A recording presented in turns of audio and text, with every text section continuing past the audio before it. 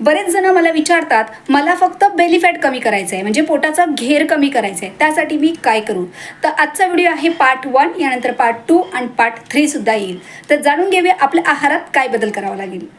पोटाचा घेर कमी करण्यासाठी सर्वात प्रथम तुम्हाला साखर आणि गोड पदार्थ खाणं टाळायचं आहे.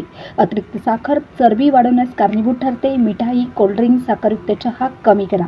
दुसरं म्हणजे प्रथिने आपल्या आहारात वाढवायची आहेत. आहारात कडधान्य, डाळी, अंडी किंवा पनीर यांचा समावेश करा. यामुळे भूक कमी लागते आणि आपले स्नायू मजबूत होण्यास मदत होते. आहारामध्ये फायबरयुक्त पदार्थ वाढवा. पालेभाज्या, फळे, मोड आलेली कडधान्य खाल्ल्याने पचन सुधारते आणि पोट जास्त वेळ भरलेले राहते.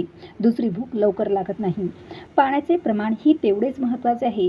दिवसभरात कमीत कमी 3 ते 3.5 लिटर पाणी पिणे गरजेचे आहे. जेवणापूर्वी अर्धा तास पाणी प्यायल्याने भूक कमी लागते.